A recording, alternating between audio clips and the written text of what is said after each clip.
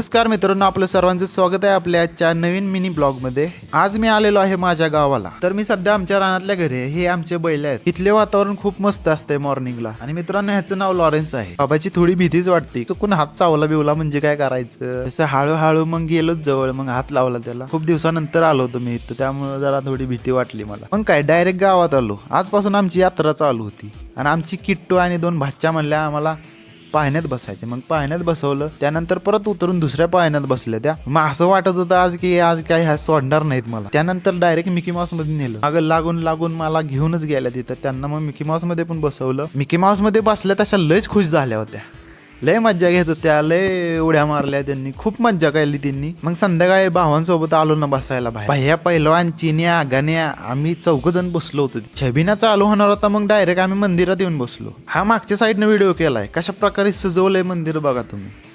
खूप मस्त असं सजवलं होतं आणि गर्दी पण खूप होती। कसं बस दर्शन घ्यायला मंदिरात पोहोचलो।